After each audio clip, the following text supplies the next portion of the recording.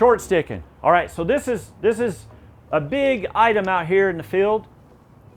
And some of you folks might have seen this, might have heard it, and maybe in your younger days before you learned a better work practice, it's possible that you were using your tools by short sticking right here. It's possible. I know some of you might be smiling right now. That's typical. I get this where they start smiling. They start looking at each other because guess what? They were just doing short sticking yesterday. And they know it. All right? So we don't do short sticking. Short sticking, what happens is, one, you're getting into the air dielectric. Maybe you're wearing gloves. Maybe you're not wearing gloves. Don't short stick. You're getting into your air dielectric. We recommend you're 36 inches back on your stick. If you don't wear gloves, that's great. You're protected. That stick is insulated 100,000 per foot. These sticks are 100,000 per foot, just the same. All right? So get back about 36 inches. We want you to have electrical tape. We want a hand guard. Whatever you have, make sure you get 36 inches back. And by having something that can be seen, your groundman can be watching the apprentice up in that bucket truck and verifying, because they're a team, verifying that they are indeed 36 inches back. You want to protect that air dielectric. Why? Where are your bodies from? Huh?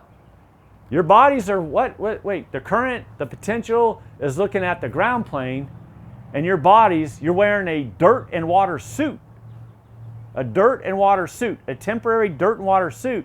You are a living, breathing ground plane. Not who you are, no. It's your tent. It's what you're borrowing. All right? And we don't want that potential. We don't want that potential to be looking at you. Let it look at that ground. So keep your air dielectric. Again, air dielectric, your best friend. Make sure you keep her. So no short sticking. Also, man, this is so important. You do not want to be tool glover.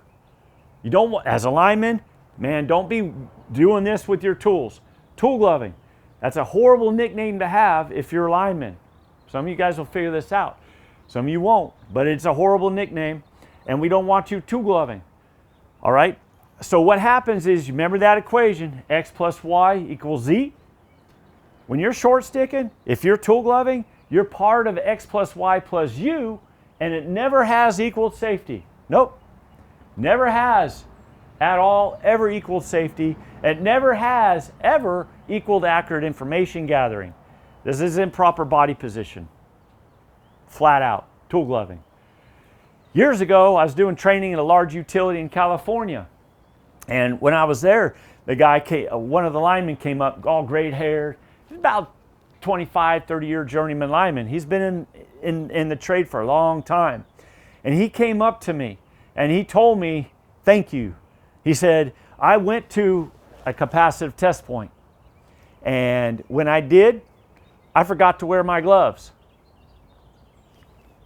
And when he went to that capacitive test point with his bare hands, what do you think he told me?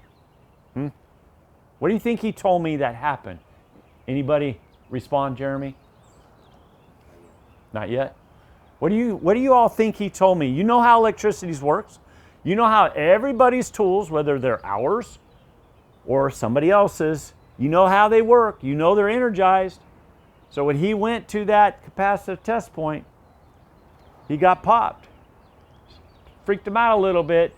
No one ever told, now think about this, large utility, no one ever trained them that when you're using these tools and you're touching that X, no one ever trained them on the how and why of the tool functionality plus Y.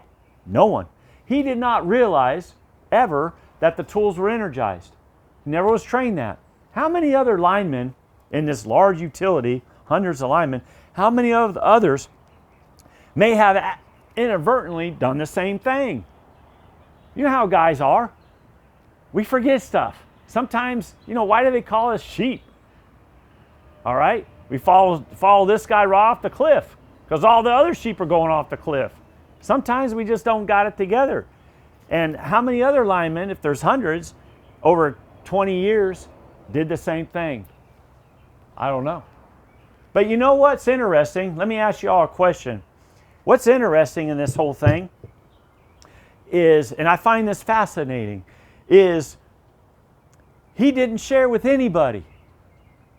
He didn't share this incident with nobody. Why? Fear? Maybe he would be mocked. Maybe they would put him to shame.